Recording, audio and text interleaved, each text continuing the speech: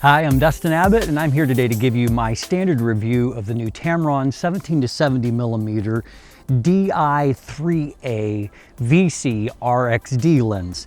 Now, of course, Tamron, as always, loves their alphabet soup when it comes to their names of their lenses, so let's break that down quickly. So Di3 is Tamron's way of designating a mirrorless lens, whether or not that makes sense to you or not. And in this case, it is a 3A, which means that it's a mirrorless APS-C lens. This is the first of their modern lenses that they've designed for Sony APS-C, and so it's the first lens to receive that kind of designation. Secondly is VC, which refers to vibration compensation. Hello, Ferrari, which is their image stabilization system. This is the first, again, of these modern lenses to receive their vibration compensation. Probably a recognition of the fact that fewer APS-C cameras have Sony's in-body image stabilization as opposed to the full frame models. Either way, it's very welcome here, and we'll talk more about that in just a moment.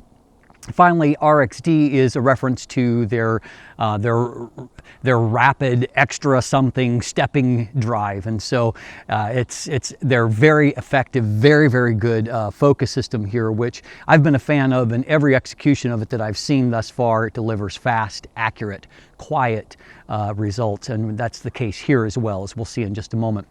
Now, if you want more information, particularly a really thorough breakdown of the image quality, I recommend that you check out the definitive review that will give you all of those details. Today, we'll hit the highlights. So first of all, in discussing build, this lens is a little bit larger than what I anticipated. In fact, it's about the same size as the 28-75mm f2.8 RXD full frame zoom lens. In fact, in this case, it is about 1.5 millimeters longer, right under 120 millimeters.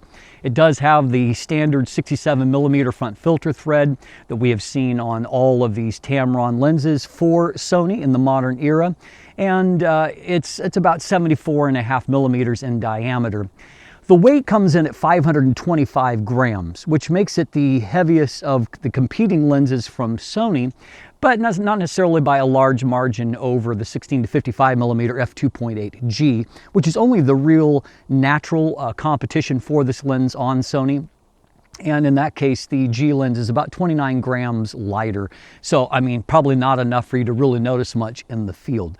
But either way, this is a fairly large lens, but not so large or so heavy that it becomes burdensome on the cameras that you're using for. It's just, you know, maybe on the larger end of what I would like.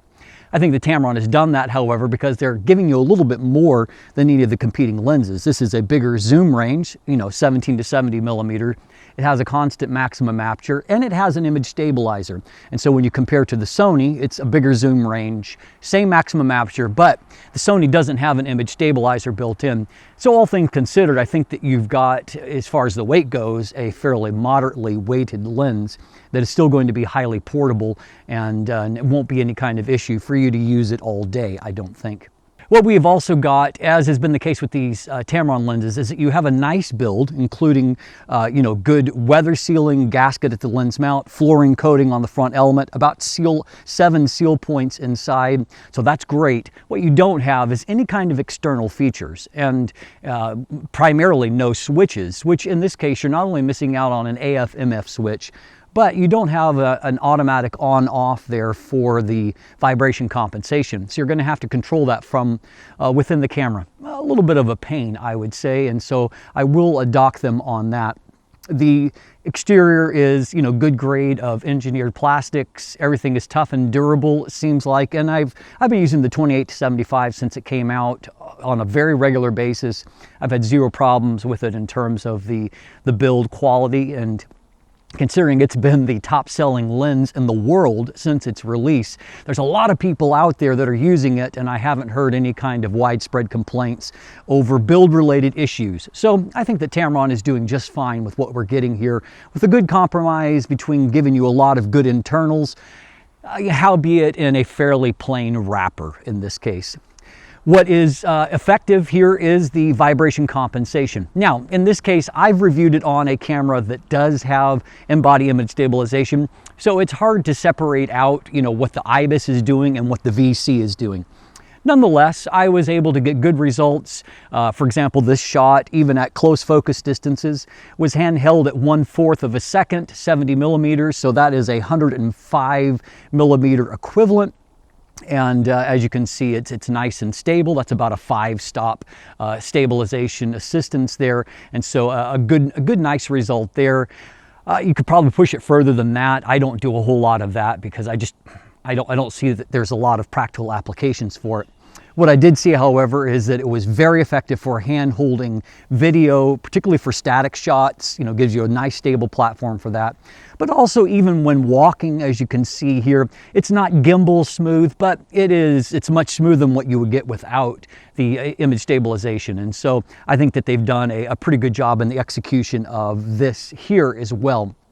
So good stuff on that front. The RXD drive, as noted, it is extremely fast. Basically, you can go from close to distant almost instantaneously. I'm filming on it right now, so you get a sense not only of the footage, but also, you know, that it's nice and stable. In this case, you know, Sony actually owns they have a stake in Tamron, not a huge one, but there is some investment there. And so the byproduct is there's a relationship, and that relationship allows Tamron to have access to first-party you know, focus algorithms instead of reverse engineering them. And the byproduct is you get first-party type autofocus. And that's what I see here. I haven't seen better autofocus on first-party Sony lenses than what I'm seeing on these Tamron zoom lenses. It's just as good. And so, I mean, great news on that front. We'll take a quick look at the focus pulls, and there's a couple of things I want to highlight from that.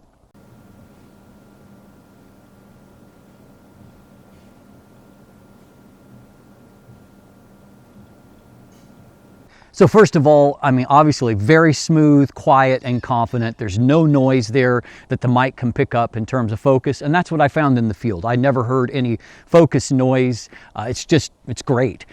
The other thing that I think is worth highlighting there is that there is no focus breathing. I mean, a remarkably low amount that actually stood out to me, that the foreground object, that old Kodak timer, it doesn't change size at all, whether it's in focus or out of focus. So another great attribute there for those of you that are into video. So great stuff all around with the focus system. It worked well for IAF. It was reliable. I found it good and intuitive, that it was good to pick out foreground objects even against a busy background. And so I was really pleased with the autofocus end result. Also incredibly pleased with the optical performance. This is an amazingly sharp lens, and it's part of why Tamron obviously didn't try to make it smaller than what it is that they have packed in an amazing optical performance across the zoom range. At 17 millimeters, there's a bit of barrel distortion and some vignette, but fortunately it corrects fairly well with only the faintest hint of a mustache pattern that remains. You really won't see it unless you're looking closely for it, and I suspect that it will be cleaned up even better when there's a standard profile available, as I've only done a really quick manual correction here. At 35 millimeters, it switches to a bit of a pincushion distortion, but very linear. It corrects just fine, even manually, as you can see. And in all cases, the vignette is relatively low. It never is as much even as 2 stops in the corners, and so easy to correct for. Finally, at 70 millimeters, that pincushion distortion pattern gets a slight bit more pronounced. It's still mild, it's still linear, it still corrects without any issues. So bottom line is that often you see some huge flaws in big zoom ranges. I don't really see it here, and so kudos to Tamron for controlling the potential for really rough, you know, distortion in particular that's common to these type lenses, or very heavy vignette, neither of which is really a major problem. What is amazing is the amount of contrast and detail at wide open apertures across this zoom range. Starting at 17 millimeters, it is sharp all across the frame. Stopping down to f4, f5.6, there's a very, very minor difference that's hardly detectable even out in field results. It's just so sharp from wide open. And shockingly, it gets even better at 24 millimeters, where even the corners are sharper still. And again, there's basically nothing to gain by stopping down other than depth of field, because it's already so sharp. Same is true at 35 millimeters, incredibly sharp across the frame, great in results. At 50 millimeters, still incredible performance. At 70 millimeters, there is a slight dip in contrast at f2.8, and so you don't have as much wide open punch. Stopping down to f4, however, immediately reintroduces that contrast, and so even at the weakest point in the zoom range, it's actually still really strong, and stop down, it's incredibly sharp across the frame. And so you can go from wide angle here at 17 millimeters, which is about right over 25 millimeters full frame equivalent, all the way to 105 millimeters with a constant f2.8 aperture and have amazing results. And so you can see, you go from that wide to telephoto with great detail. It's fantastic in that department. The one weakness is that it is so well corrected that I find the bokeh to be a little bit busy from it. And that is particularly true if you have like highlights, like bright Christmas tree type highlights. And so you see some concentric circles, onion ring, type look. That's, it's a little bit busier than what I would like. And I would call that the weak point of the lens. It's not as bad with most real world subjects, but I don't ever see it as being particularly amazing at any point.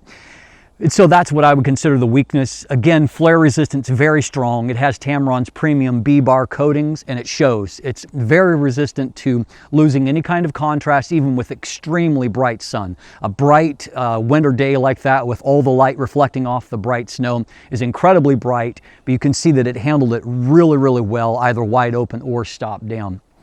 So bottom line is, outside of missing, some switches on the barrel and it having a busier bokeh than what I would like, this is an amazing, amazing lens. It's what I would call a system selling kind of lens, because as I compare it to competitors on other platforms, there's just nothing this good on other platforms, and particularly at this price point.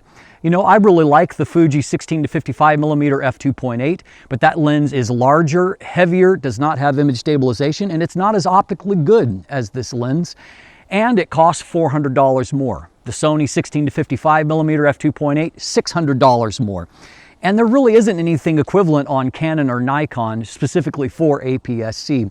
And so this is a lens I think that could really sell Sony APS-C bodies, because for many people it is good enough that you could put it on and never take it off again. It's good enough to basically meet all of your photography needs, and that makes it a pretty special proposition. I'm Dustin Abbott. If you look in the description down below, you can find linkage to my full text review, also to an image gallery if you want to look at more photos from the lens. Beyond that, there are buying links, though remember, it's just coming to market, not quite here yet, and so some of those may still be populating. So be patient on that. Beyond that, there's linkage to follow me on social media, to become a patron, sign up for my newsletter that comes out every Thursday. And of course, if you haven't already, please click that subscribe button and make sure to click to receive notifications so you'll know when new content drops. And of course, as always, have a great day and let the light in.